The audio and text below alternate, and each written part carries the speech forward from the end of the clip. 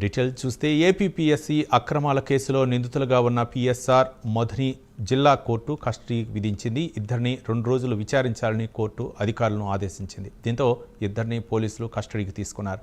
ముందుగా Vijayawada sub jail నుంచి ప్రభుత్వ వైద్యశాలకు తరలించారు. వైద్య పరీక్షల అనంతరం సూర్యారావుపేట పిఎస్లో విచారించనున్నారు.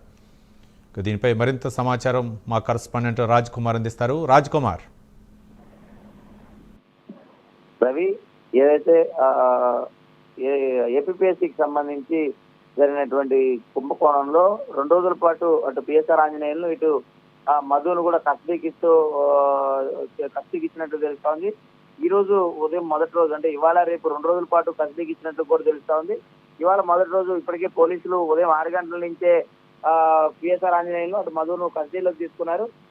ముందుగా విజయవాడ సబ్ జైలు నుంచి ప్రభుత్వ ఆసుపత్రికి వైద్య ఏదైతే వారి ఆరోగ్య పరిస్థితి కోసం ఎలా ఉంది, మెరుగుదలగా ఉందా లేదా అనే దానికోసం అటు వైద్య పరీక్షల నిమిత్తం కూడా ప్రభుత్వ ఆసుపత్రికి తరలించినటువంటి పరిస్థితి. వైద్య పరీక్షల అనంతరం పూర్తిగా కూడా సూర్యారావుపేట పోలీస్ స్టేషన్ ఇక్కడ ఇద్దరిని కూడా వేరువేరుగా విచారించినట్టు కూడా తెలుస్తోంది. సాయంత్రం ఇద్దరిని ముందుగా వేరువేరుగా విచారించినటువంటి అనంతరం సాయంత్రం ఇద్దరిని కలిపి విచారించినట్లు కూడా తెలుస్తోంది. పూర్తి స్థాయిలో ఈ ఏపీపీఎస్సీలో జరిగినటువంటి అక్రమాలన్నిటిపైన కూడా ప్రధానంగా కేసు నమోదైంది కాబట్టి ఆ కేసు అంశాలకి ఏ విధంగా ఈ 2 రోజులు దర్యాప్తు సాగబోతుంది అనేది కూడా చూడాల్సినటువంటి అంశం ఉంది.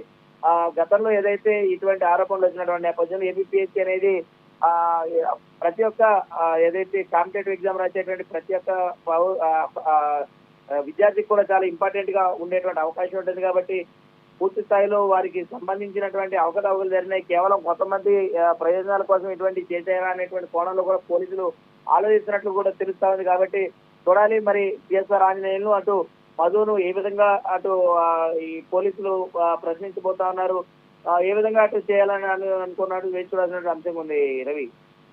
రాజ్ కుమార్.